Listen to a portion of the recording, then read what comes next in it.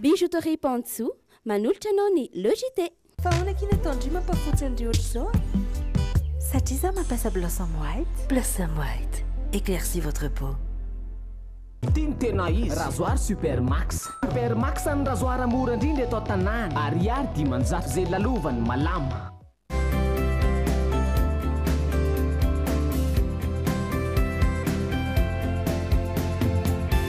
Sanifère, le meilleur. Tiara, ny tsiron'ny voankazo manolotra anao ny logité. La saveur ultime des fruits. Charbon-bout manolotra ho anao ny logité. Charbon-bout, madio, mateza, mora ampiasaina. Telma, safidiko numéro 1 malagasy manolotra ho anao.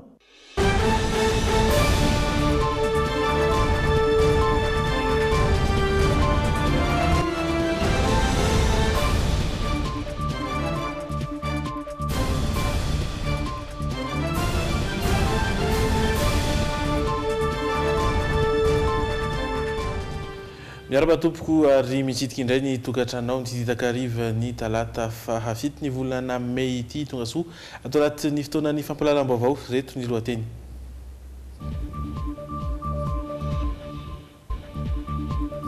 Mbola mitarika fahadisoa-kevitra ho an'ny olom-pirenena maro ny tsy fahafantarana ny andraikitra izay sahan'ny solombavam-bahoaka. Atao filamatra amin'ny fitanteram-bahoaka eto Antananarivo sy ny manodidina ny Zotrade raha ny nambara ny sampandra ramsahana ny fitanterana Antanety na ny ATT androany. Ao anatin'ny vaninandro ririny isika amin'izao fotoana izao samy manana ny fomba anafanany ny vatany avokoa ny tsirairay raha ny fanadiadiana izay nitanterana androany. Nanao fanambarana ny farimbolan'ny mpandinika ara-toekarena na ny crème izay miantso ny firaisan-kinam-pirenena ampianana ny viditsolika na dia tsy nahitana fihetsehan'ny firy azy aloha hatreto ny viditsolika tatoato. Amin'ny maresaka iraisam-pirenena olona mahery ny 700 no namony ainy vokatry ny lozam-piaramanidina ny tranga tao Rosia ny alahady lasa teo. Manatitra ny araba tompoko lahy sy tompoko vavy ary manasa anao ampanajana anaraka ny logité hatramin'ny farany. Naraka ny zanam-pandaharana ara-patantanjahantena na ny desportsika ao anatin'ny tapany faharoa ho avy ny hoanao sy ny ansolita ihany koa daholo hiaraka hijery ny lahuina sy ny actu.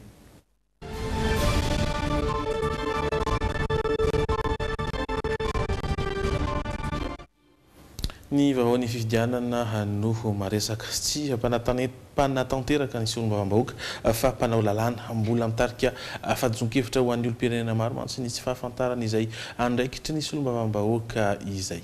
Voafaritra ao anatin'ny lalam-panorenana ireo asa miandry ny olom-boafidy andrafitra ny anteny miram-pirenena raha ny tsikaritra amin'ny alohan'ny fampielezan-kevitra sy tato anatiny izay roa andro ny hatrehana ny fampielezan-kevitra izay dia saika mirona amin'ny fandresena lahatra ny olom-pirenena amin'ny alalan'ny fametrahana fotodrafitrasa mahamaika ny vahoaka na fanolorana ihany koa fanampiana vonjy maika amin'ny fahasahiranana andavanandron'izy ireo ny ankamaroan'ny kandida inona no asa miandry ny solombavam-bahoaka ary raha atao anatiny ity vaovao manaraka ity ny mahakasika izay.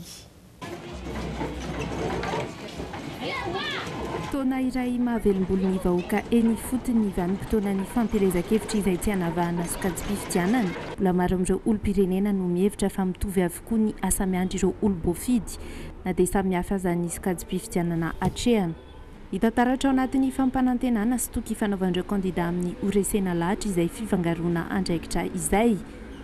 Ny an'ireo mpanao lalàna izay voafaritry ny andiny fa 720 ao anatin'ny lalam-pandrenana mazava fa androm-panjakana roa no mandrafitra ny parlementera dia ny anteny miram-pirenena sy ny anteny miran-doolona izy ireo izay natao andahan'ny lalàna anaramaso ny asan'ny governemanta ary anao tombana ny fampiarana ny politika-panjakana. Ny lalàna manana fifandraisana kokoa amin'ny olana fototra sedrain'ny distrika iray na ho tombotsoan-kaben'ny vahoaka manoloana olana goavana no tokony hifantohan'ny fampanantenana ataon'ireo kandida solombavam-bahoaka mandritra ny fampielezan-kevitra. Tsy vitsy ireo olom-pirenena efa tonga saina sy miandry izany. na ny amin'ny fandriam-pahalemana mba tena misy hoe lalàna matotra zany apetraka ho an'ny fandriam-pahalemana mba ialana amin'ilay hoe fitsaram-bahoaka sy ny zavatra misy eo amin'ny fiainan'ny olom-pirenena mihitsy zany tena ny zavatra iandrasan'ny vahoaka zany dia mba tena hoe hiady ny tena lalàna hahasoan'ny vahoaka ve ireo député ireo fa tsy hoe anamboatra lalana izy na hoe hizara vary izy na hoe hanao zavatra anona zany fa zay zany no tena iandrasanay vahoaka hoe izao ny lalàna fidinay tao anatin'izao mahasoan'ny vahoaka ve fa tsy rehefa hoe misy ny lalàna tsy mety vao fantatry ny vahoaka ilay izy satria neritreretiny zareo député neritreretiny hoe hanao lalana izy hanao foto-drafitrasa izy satria tsy izay no anjarany fa tena anjaran'ny député dia ny andany ny volavolan-dalàna rehetra entina hampandroso ny firenena tsy ny volan-dalàna fa ny eo ny teti-bola hampandrosoana ny firenena fa lasa mifanipaka l izy dia lasa liasan'ny lehibe ny tanàna ataon'ilay député ny asa ataon'ny ministra lasa sembatsemban'ny ny solombavam-boaka dia tokony hazava le fitsipodalao isan'ny nanamarika ny tatitra farany navoaka ny sehatra fanaraha-maso ny fiainam-pirenena na ny sefafi ny tapaky ny volana avril lasa teo ny famoaboasana ny mahazava-dehibe ny fahafantarana ny asan'ny solombavam-bahoaka izay ny famaroany isan'ireo mpifaninana tafiakatra hatrany amin'ny 3 sy 700 dia hitarika ny fahasarotany safidy tsy maintsy ataon'ny olom-pirenena raha toa tsy ampy ny famaritana izay andraikitra ny fanandrifa amin'ny solombavam-bahoaka izay hoy ity tatitra farany ity antondray isan'ny manazava ny tsy fahombiazan'ny fampiarana ny politika mpampandrosoana hatramin'izay ny tsy fampiaran'ireo olom-boafidy ny asa tokony miandry azy sy ny tamberina andraikitra ny amin'ireo vahoaka ny fidy raha ny fijery ny sefafi tebok'iray azo hitarafana momba ny fahavitany antenimera-pirenena na tsy ny asany taoriany fifidianana tamin'ny 2024 teo ity tatitra navoaka ny sefafi ny volana avril lasa teo ity voatenisa ao anatin'izany ny isan'ireo lalàna nolanina izay nahatratratra any amin'ny 1.7 nandany ora ny voriana betsaka indrindra ireo solombavam-bahoaka tamin'ny taona 2024 taom-piasana voalohan'izy ireo nidina hatrany izay ora fivoriana izay ary tsy nisy afa-tsy raika amin'ny 20 ora tamin'ny taona 2024 raha sokajiana dia 473 ireo ora natokany solombavam-bahoaka ho an'ny fandanian'ireo lalàna 470 ora kosa ho an'ny fanaraha-maso ny asan'ny gouvernemanta izay narahana fanontaniana tsy dia nitondra tombontsoa loatra ho an'ny vahoaka ny fidy azy raha ny fanamariany sefafi hatrany miandry fanamariana sy fampanantenana matotra ny mpifidy amin'izao ankatoky ny fifidianana solombavam-bahoaka izao anjaran'ny kandida ny mandresy lahatra ny mpifidy amin'ny alalan'ireo hevitra ireo araka izany fa nitombo 420 ireo faritra nametrahan'ny sampana mpanaramaso ny fifidianana na ny safidy mpanaramaso nahazo fiofanana manokana amin'ity fifidianana solombavam-bahoaka ity ezaka manokana ataon'ny firaisamonim-pirenena ao anatin'izay fiarovana ny safidiny vahoaka izay ny fifantoana kokoa any amin'ny fanaramaso ny toy ny fifanolanana ara-pitsarana vokatr'ireo tatitra izay alefan'izy ireo raha ny fanazavana voaray ankoatr'ireo olom-pirenena 5,000 midina ifotony manana olona voaofana manokana sy manam-pahaizana amin'ny fanaramaso ihany koa ny rafitra safidy izay miasa ao anatin'ny fanoana ny vondrona european'ny fanadihadiana rao mpifidianana manodidina ny iray alina amin'ireo faritra 420 asan'ny rafitra fanaraha-maso safidy no ametrahan'ireo mpilatsaka an-tsitrapo natao anara-maso ny fifidianana solombavam-bahoaka ny tombo avy roeny izany raha oharina tamin'ireo faritra ny asana teo aloha satria heverina ho efa nazo traikefa ireo mpanara-maso ka afaka nivelatra kokoa amina birao mpandatsaham-bato maromaro ankoatr'ireo fanaraha-maso mandritra ny fampielezan-kevitra sy aorian'ny fifidianana dia efa hiatrany any amin'ireo birao fandatsaham-bato manomboka amin'ny 9 maraina ireo mpanara-maso ireo ny vokatry ny fanaraha-maso moa dia hitondrana fanatsarana ny amin'ny fomba fiasana ny rafitra rehetra zany na ny mpanao lalàna io na ny mpikarakara fifidianana sy ireo rafitra izay misehatra amin'ny fifidianana zany dia hitondrana an'izay fanatsarana izay ny vokatra izay entina manara-maso ny fifidianana nanomboka tamin'ny fametrahana ny lalam-pifidianana hatramin'ny famoahana ny vokatra mitoy amin'ny fanaraha-maso ny fampanantenana nataondreo olom-boafidy amin'ny tena andraikitra sahaniny izay no asa iandreketan'ny safidy na mafisina kokoa ny any amin'ny faritra atsimo no izy nahitana traingana kolokolo-betsaka tamin'ny fifidiana filoham-pirenena farany teo hoy ny tatitra tsy hananjo irotsaka antsehatra nefa izy ireo raha mahatsikaritra tranga tsy fanarahan-dalàna fa nao tatitra ary andefa izany any amin'ny Bianco, ny CENI, ny HCC. Ny fitsarana avy momba lalam-pandrenana no isahana ny fitoriana apetrak'izy ireo raha toa ilaina izany. Voafetra ihany arak'izany ny asan'ny fiarahamonim-pirenena mandray anjara amin'ny fanaraha-maso ary mbola maro ny olana sedrainy. Ny tsy fatafidiran'ireo mpanara-maso ao anaty bloc fifidianana nisy olana kely zany teo amin'ny fandrindran'ny CENI sy ny membran'ny bloc fifidianana sy ny mpanara-maso tsy nafahana an'izay eo ihany koa nisy n'ilay safidiko Madagasikara angamba izay tao anatin'ilay tetikasa Exit Pol izay lasa nampifangaro ny safidy fitoerana mpanara-maso sy izay tetikasa raha izay. Tahaka ireo distrika hafa iasan'ny safidy dia niatrika fiofanana ny teny Atsimondranona nomboka omaly. Atsimondranona izay manana komina 40 sy birao fandatsaham-bato 20 sy 500. Solon-tsakafo nomeny ireo mpanara-maso ary tena nandrasana tamin'izy ireo ny faharesen-dahatra amin'ny maha-olom-pirenena ho ity rafitra ity. Hatramin'ny volana marsa 27 nisiny dia manodidina ny 3 miliara ariary ny fanohanana ara-bola ho an'ny tetikasa safidy avy amin'ny vondrona Europeanina. Fa namaklay ny fanombohan'ny fampielezan-kevitra ho an'ny fifidianana solombavam-bahoaka tetsy amin'ny boriboritany faharoa teto Antananarivo ny kandida vonona sy vanona tarihany Mamitina Zafimandimby. Nafana ny fionana satria efa ela no niandrasan'ny vahoaka ny filantsahako vidiana ity kandida vonona sy vanona ity arak'izao fanadihadiana hoentin'ny Andry Lalain'Andriamasy sy Stefan Rakotomalala izao.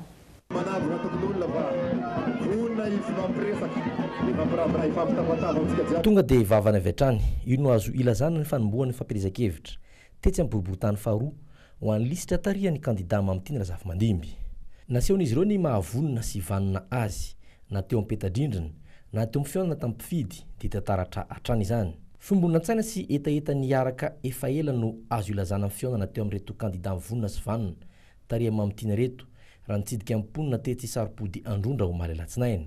Dia mirary soa zahay ary feno fanantenana mponina saripody satria izy avy amin'ny teny vanona vonona dia izany no tena mba irianay mba hitondranay eto amin'ity toerana ity. Ny voaka mbo miandry indray no nandray reto kandida vonona sy vanona tarihany Mamitina reto ny maraina teo. Feona tao anatin'ny hafaliana sy fifankalana satria tsy zoviana amin'izy ireo intsony raha i Mamitina amin'ny mahavatona nasondrotry ny tany azy tao am-boriboritany faharoa. Noporofona mbo miandry io maraina io fa efa vita ny safidy ho azy ireo satria leo solombavimoaka mpanao rebikondry sy fitabitry politika izy ireo ka mila olona vonona sy vanona.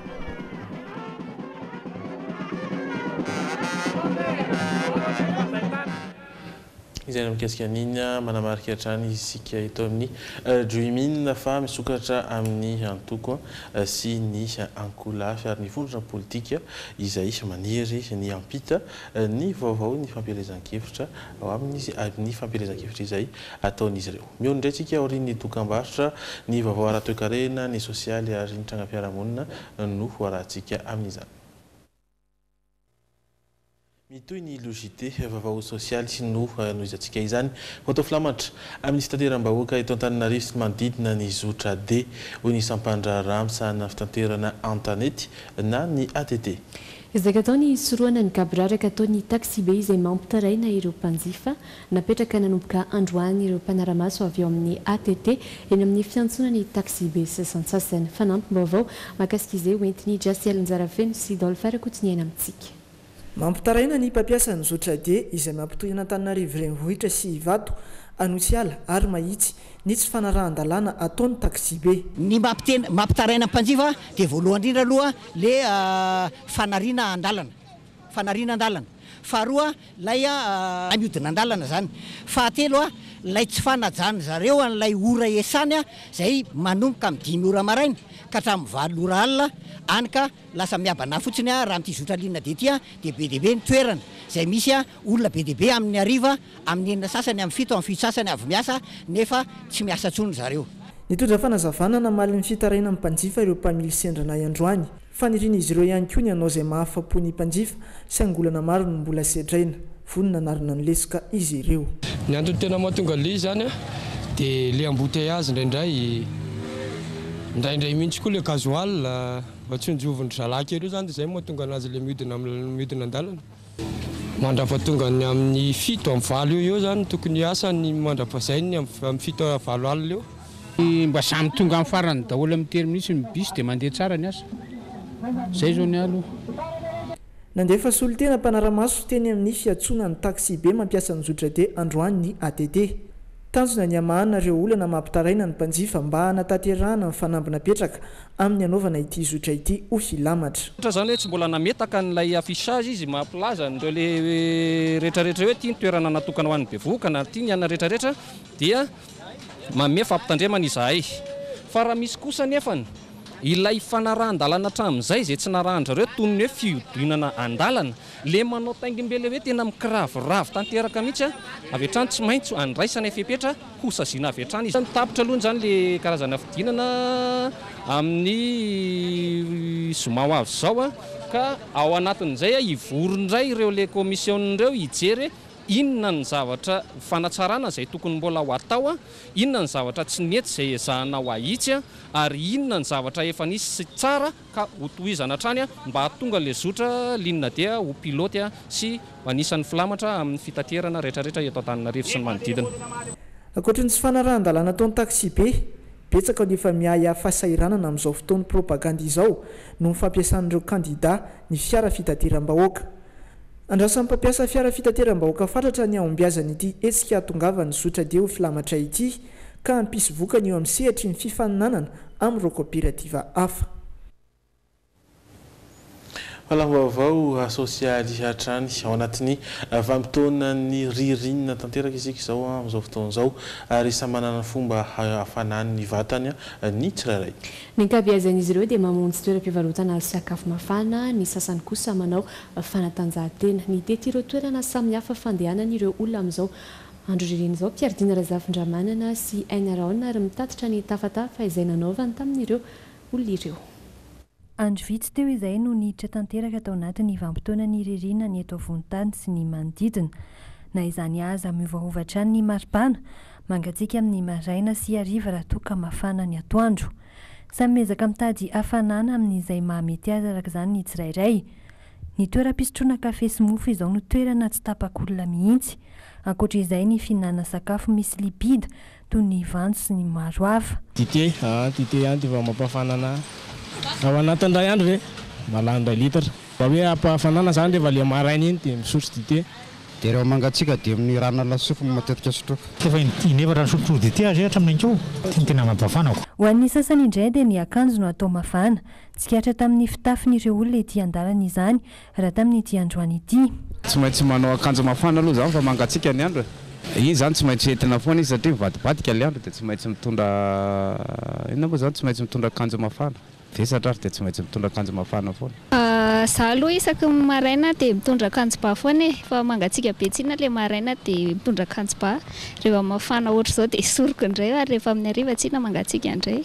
Tsy mampaninana satria za zao tsinona tsy mahazaka mangatsiaka dia tsy maintsy mitondra akanjo ba-ako. Ie, manao akanjo ba izay mampafanana ako. Zao aza vao nitondra akanjo mafana fa hatramin'izay tsy dia manao akanjo mafana fa misy fotoana ilay tena hoe mangatsiaka be loatra mihitsy dia zay vao tena matsapa zany le nofoko hoe mangery firy fa hatramin'izay tsy dia manao akanjo mafana loatra. Raha ny fanazavana eo anivony meteo malagasy dia hidiny eo amin'ny 12 degré Celsius ny maripana ho amin'ny rahampitso raha toa ka vinavinaina eo amin'ny 19 degré Celsius eo izany androany sy mandritra ny 9 andro avy. Tafaka hatratrany amin'ny 14 degré Celsius kosa ny maripana ambony.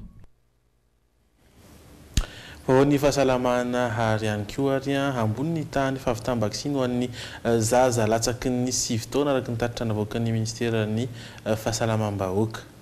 tokony misy paikady ahafana mitazona iota io na mampitombo izany ho izy ireo nandritry ny atrikasa izay iarana amin'ireo mpiara-miombinantoka ilaina ny fanaovam-vaksiny mba hisoroana ireo aretina mora mahazo ny olombelona indrindra amin'izao vaninandro izao fenoaja ariana sy zo randriatsalama no mitondra ny andindiny izay vaovao izay marisarisa ireo ray aman-dreny amin'ny fanaovam-vaksiny ny zanany ka mahatonga ny aretina mitrangana ny fanazavana mety tsy avy amin'izany ihany koa anefa no mahatonga ny tsy fahavitam-vaksiny fa eo ihany koa ny tsy fahampian'ireo olona anao izany mahakasika ny kitrotro ohatra dia mbola misy ireo tsy vita vaksiny matoby be ireo voan'ny kitrotro manamafy izany tsy nahavitan'ny zaza malagasy misa enetsy ny vaksiny noho ny fanodikodinana nisy nandritra ny fotoana nanamafisana ny fanaovam-vaksiny faobe nanomboka ny taona 2014 manoloana izany nanao ezaka ny ministera voakasika tamin'ny fiadiana ny valana rentina amin'izao fotoana izao raha ny tahany fahavitana vaksiny raha tsy ilaza fotsiny afa tsy kitrotro rehefa tratrantsika hatrany amin'ny 5 isanjato na mita vaksiny ny zaza na fito tapitrisana maherikely tamin'ny zaza eo tao amin'ny enim-bolana ka hatramin'ny 9 taona manerana ny Madagasikara commune vitsivitsy kely sisa no misy kitrotro amin'izao fotoana izao misy ny atrikasa andiniana ireo fomba ahafahana mamita vaksiny ara-dalàna ireo tsy vita vaksiny rehetra efa nisy ohatra ny fanaovana vaksiny faobe tamin'ny faran'ny volana aprily manerana ny nosy tsy tokony hijanona eo anivon'ny tokam-pahasalamana fotsiny ny mpiasan'ny fahasalamana fa tokony mandeha makeny amin'ny fiarahamonina mijery ireo zaza izay tsy vita vaksiny ary raha ohatra ka tsy vita vaksiny ilay zaza dia manao vaksiny ireny zaza ireny mba tsy ho voan'ny valana retination araka ny tatitra navoakan'ny fikambanana irasan'ny pirenena momba ny fahasalamana dia nanavitra olona 8 hetsy isan-taona ny vaksiny aty amin'ny faritra Afrika na izy ireo voan'ny kitrotro, tetanosy, ny kodavareny na ny difteria. Fa eo amin'ny trangam-piarahamonina ihany koa dia mpitandro ny filaminana maromaro no nampidirina amponja tato ato. Tranga maro no nahavoaroroy azy ireo toy ny firaisana sy kombakomba amin'ny mpanao ratsy eo ihany koa ny fanolanana zaza tsy ampitaona tsy anavahana n'iza fa hiarany sazy avokoa ireo rehetra izay mandika lalàna raha nambara ny ministry ny filaminam-bahoaka androany mitondra ny antsipriana izay vaovao izay Jasiel Nzarafeno sy Dolpha Rakotoniaina. Olona roa mieloka tao amin'ny fitsarana ateriny any amin'ny fonjana Tanora no tafatsoaka teny an-dalana. Araka fanafiam-baovao avy amin'ny polisy pirenena dia fiara fitateram-bahoaka no nitondrana azy ireo izay nampiarahana tamin'ny polisy miisa 3 iambina azy. Ora vitsy taorin'izay nefa no fantatra fa tsy tonga tany an-Tanora ireo olona ampidirina ponja ireo. Tompona ndraikitra tsy afaka niala tamin'ny tsy fahitana ireo olona ireo araka izany ny polisy niambina azy ka voatery nosamborina. Ankoatr'izay, polisy iray hafa tany Kongo ihany koa no nahiditra ponja izay voaroroy amin'ny fanolanana zaza tsy ampitaona. Nanao fisafona aly izy ireo no nahita enina mianadana andehandeha izay tsy fantatra mazava ka no tazomina avy hatrany. Rehefa natao ny fanadihadiana azy enina mianadary eo dia nalefa nody ny 4 amin'ny rahalahy fa ny roa vavy ambony kosa no tazoniny. Tamin'ny fotoana io indrindra no nanararaotany nanaovana herisetra ranofo tamin'izy miravavy ireo izay fantatra fa tsy mbola ampitaona. Nanao fitarainana ny ray aman-drenin'izy miravavy taorin'izay ka nosamborina ilay polisy dia nogadraina avy hatrany. Etsy ankilany, misy 520 ihany koa ireo zandary voaroroy amin'ny firaisana tsy kombakomba amin'ny mpanao ratsy tamin'iny volana aprily iny. Ny 18 tamin'ireo no efa nahiditra amponja rehefa voapirofo tamin'ny famotorana ny eloka nataon'izy ireo. Mitondra fanazavana makasika ny raharaha toy izao ny ministry ny filaminam-bahoaka. Iny zany dia fanatevenana sy ny disipline amin'ny fête police nationale. Zay nga mahazo ambaran'ny mpiasa iny dia nididindrindra fanadiovana ataon'ny police nationale. Paikady iray isan'ny ampianana ny isan'ireo mpitandro ny filaminana toy ny gendarmerie pirenena izay tsy manara-dalàna na miopefy dia mafisina manomboka izao ny fanolorana mari-pakasitrahana ho fankaherezana ireo zandarina vita be indrindra teo amin'ny ady amin'ny asan-jolahy. Efa vita sony omaly io fifanarahan'io izay efa nankatoavy ny sekretera-panjakana miadidy ny gendarmerie. Fa satra zay dia jolay 4 ihany koa no tratran'ny polisy avy ao amin'ny unité d'intervention rapide na ny wira androany maraina. Ny iray tamin'izy ireo no fantatra fa maty raha voasambotra velona kosa ny telo hafa. Efa herinandro teo izao no tratra ny naman'izy ireo ka izao tratra izao indray ny namany hafa ho atolotra ny fampanohavana avy hatrany moa izy telo ireo raha ny fanazavana izay voareny Piardina Razafindramanana sy Stéphane Rakotomalala. Androany tokony ho tamin'ny 9:00 maraina no nisy ny fifanenjehana teo amin'ny polisy ny Ohira sy ireo jolahy 4 mirahalahy dia ety anaty hazo Isotry. Isan'ireo mamitaraina ny mponina eny Andavamamba sy ny manodidina izy ireo. Tamin'ny alalan'ny angom-baovao mari-potitra avy amin'ireo mponina eny amin'ny manodidina no nahafahana nahatratra azy ireo ka teo am-pikasana anendaka teo Andavamamba ireo jolahy ireo no niditra antsehatra avy hatrany ny polisy. Nandositra izy 4 rahalahy ary raikitra ny fanenjehana. Tany anaty azy Isotry kosa voatratra ny 3 tamin'izy ireo. Voatery nitifitra ny iray izay nikasa ny andositra kosa ny polisy raha araka ny fanazavana. Atotra ny fitsarana avy hatrany izy 3 lahy voasambobelona ireo ary efa naterina eny amin'ny tranompaty kosa ny iray. Marina fa efa 4 herinandro izao no nanao fanamiana sivily amin'ireo faritra mahamay rehetra eto Antananarivo ny Ohira anenjehana ireo mpanendaka sy mpanao herisetra. Tamin'ny sabotsy lasa teo izao no nahatrarina mpanendaka iray izay isan'ireo raindany tamin'ny faritra iny.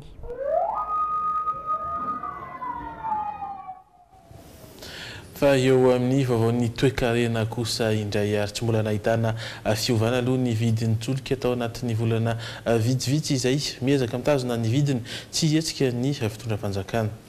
Nisesy ny fanambarana tatoato teo ny filoham-pirenena izay nanao fanambiny tsy maintsy ampidinana ny vidin-tsolika nanaraka ihany koa ny banky iraisam-pirenena izay novalian'ny GPM Omaly nanao fanambarana ny faribolan'ny mpandinika ara-toe-karena na ny CREM izay miantso ny firaisan-kinam-pirenena ampienana ny vidin-tsolika. Resy lahatra izy ireo fa azo heverina ny fampidinana ny vidin-tsolika raha toa ka samy mandray ny andraikitra ny fitondram-panjakana sy ny vondron'ireo mpamokatra solika eto Madagascar. Territoire Stéphane Rakotomalala. Afaka midina hatrany amin'ny 770 ariary ny vidin-tsolika eto Madagasikara hoy ireo mpahay toe-karena. Misy fiantraikany lehibe eo amin'ny toe-karen'ny firenena tokoa ny vidin-tsolika ambony loatra tahaka ny manjaka tokana ireo kompania-tsolika noho ny tsy fisian'ny fifaninanana mazava sy ny fangaraharaana kanefa 4 no isan'izy ireo anatin'ny sehatra hatramin'ny taona 2000 ratsy ihany koa ny kalitaon'ny vokatra izay amidy. Misy antony nefa ireo rehetra ireo raha ny fandinian'ireo mpahay toe-karena hatrany dia ny tsy fisian'ny foto-drafitrasa entina miatrika ny tsenam-barotra. Tsy ara-penitra ohatra ny tobo famaharana solika izay mandany fotoana be ka miteraka fatiantoka ho an'ireo kompania. Tsy ampy ihany koa ny tobo-tsolika manerana Madagasikara 720 monja ka tsy ahafahan'ireo kompania manafatra solika araka ny tokony ho izy. Izay tsy fampiny ny dépôt zay dia manery an'ireo kompania pétrolière zany tsy hanafatra amin'ny quantité goavana izay ahafahan'izy ireo zany manao ny antsoina hoe économie d'échelle. Ny vahaolana apetraky ny CREM dia ny tadiavan'ny fitondram-panjakana sy ny kompania marimaritra iraisana tsy ahafaty antoka ny rotonta. Mandidina ny 300,000 ariary ohatra nitrosany jirama tsy maintsy ho aloha any amin'ireo kompania tsolika. Mahatratra 570,000 ariary kosa ny haba tsy mbola nalohan'izy ireo fikolokoloana ny lalana. Zany hoe tokony tsy misy zany compensation ny amin'ny hoe satria tsy malotrosa ny fitondram-panjakana dia tonga dia tsy omeny pétrolier koa ny fer ny RER plutôt. Zany zavatra zany dia taratry ny tsy fangaraharaana ao anatin'ity sehatra ity. Ka zay zany no tokony ny fanatona ny mpandraharaha zany eo amin'ny sehatry ny pétrole sy ny fitondram-panjakana. Azo heverina ny mampidina ny vidin-tsolika ho 770 ariary araka ny fanambaran'ny filohan'ny Repoblika raha ireo no tanteraka. Ary zay ary moa dia milaza fa hoe mbola azo atao ny mampihena azy lavitra kokoa noho iny raha toa ka mipetraka tokoa ny lalàna ny fifaninanana eo amin'io tsena io. Ary ny farany izay tsy ny kely indrindra dia ny fanaraha-maso fanomezana tsena zany andreto ataontsika hoe grand consommateur zany toy ny Ambatovy, ny Jirama ary ny Hermad. Anisan'ny nampifandritra ny rotonta izay nanombanana izay tokony handò ny vola voalohany. Tombontsoa iombonana nefa nokatsaina antsoavo amin'ny firaisan-kinam-pirenena no ataon'ny CREM hahatrarana izay tanjona izay. fa anisany angovo azo ialana amin'izay solika izay ihany koa ny angovo azo avaozina mba ho fanentanana ny tsiraray amin'ny fikajina ny tontolo iainana kosa no ikarakarana ny andiam faharoa amin'ny hetsika ho an'ny angovo azo avaozina amin'ny faraika amin'ny telopolo ny volana May hatramin'ny faharoa ny volana Jona ho avy izao. Mpisehatra maro no andray anjara amin'izany ary tanjona ny ampahafantaran'ireo sehatra maro azo idirana amin'izay angovo azo avaozina izay. Fa eo amin'ny sehatry ny toekarena hatrany hametanana ny fanjakana amin'ny fampandrosoana any Madagasikara ny vondrona Europeana raha ny fanambaran'ny Masoivoy ny androany. Iaraiady amin'ny fantrana amin'ny alalan'ny famatsim-bola atao amin'ireo tetikasa maro izy ireo nanomboka androany moa ny herinandro any vondrona Europeana ary nankalaza izany isika tetsy amin'ny parviana Analakely. Pierre Dina Zavindramanana sy Aina Raon no mitatitra ny antsiprian'izay vaovao izay. Isan'ireo mpamatsy vola tsy azo ny Madagasikara ialana ny vondrona Europeana. Nisy ny fikasana isitaka tamin'ireo mpamatsy vola mahazatra saingy efa taona maro no efa niara-nasa ny rotonta hampandrosoana ny firenena eo amin'ny lafiny maro. Nanambara ny fahavonona ny hanampy ny fanjakana malagasy ary androany ny Masoivony ny vondrona Europeana. On est prêt à travailler pour renforcer au maximum notre coopération. Anampy amin'ny herinay izahay hampandroso aingana ny Madagasikara ity firenena ity izay tao anatin'ny krizy politika. Matoky izahay fa hisy ny fiarah-miasa efa tsara raha teo ny fifandraisana eo aminay sy ny gouvernemanta. Isan'ireo tetikasa iarahany Madagasikara amin'ny vondrona Europeana ny accord de Cotonou. On trouve qu'on avance bien, on trouve qu'effectivement il y a beaucoup. Mbola maro ny asa miandry tsara lohatreto ny fifandraisana amin'ny gouvernemanta hiteny ihany ny vokatra mbola maro mantsy ny sehatra azo iasana ho an'ny eto Madagasikara. Mais évidemment on a des gros chantiers en cours et donc c'est du travail, c'est de l'effort et les résultats sont visibles à petit. Nanomboka androany ny herinandro an'ny vondrona Europeana trano efa maro no nentina nanamariana izany tetỳ amin'ny parviana Analakely. Fa any ivelany kosa nitrangana loza ampiaramanidina taorosi ny alady lasa teo. Pandemisa efapolo mahery no namoniainy vokatra izany raha toka avitra soma tsara kosa ny 7 tamin'ireo mpandeha efa misokatra ny fanadiadiana mikasika ny antony na hatonga ny loza. Ny alady lasa teo no nitrangana ity loza mpiaramanidina Matsiraviny tao amin'ny serana mpiaramanidiny Sheremetyevo teto Moscou. Voatery ny antsona vonjimaiky ilay fiaramanidina izay efa nahitana afony retareda. Raha ny antotany safarany dia tafakatra 240 ny isan'ireo namoniainy. Misy 17 kosa ireo avitra soma tsara saingy ahina mafy ny ain'ireo mpandeha roa hafa. Naneo fiara-miory avy hatrany tamin'ny fianakavian'ireo niaramboina ny filoha Rosiana Vladimir Poutine ravantany vao nahare ny loza. Nisokatra avy hatrany kosa ny fanadiadiana rehetra momba ny antony nahatonga ny loza.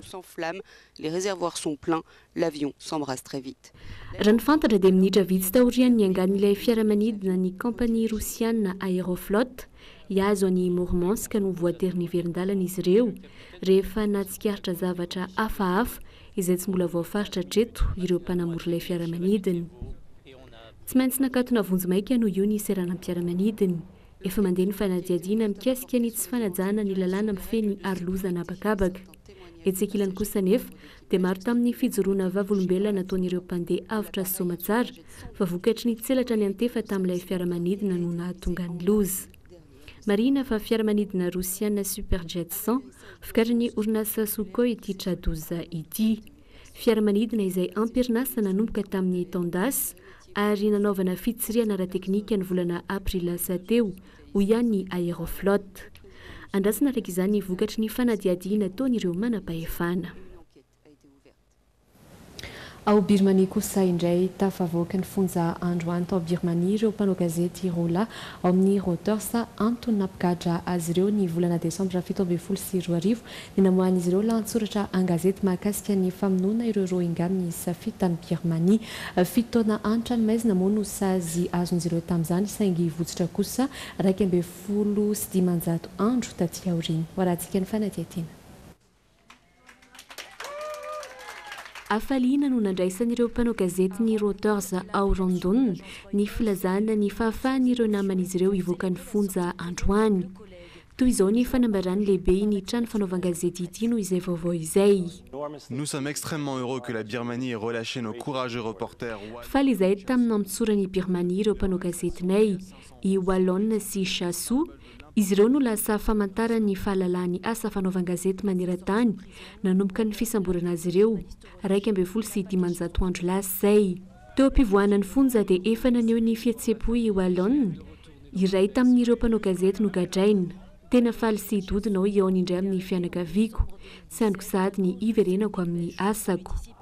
Raha tsy ahifina dia ny volana Desambra 17 no nosamboriny izy ireo. Antony izany namoahan'izy ireo lahatsoratra an-gazety ny fanadihadiana mahakasika ny raharaha Rohingya famonoana ireo silamo tsy misy taratasy miisa 4 nataon'ireo miaramila tao Birmanie.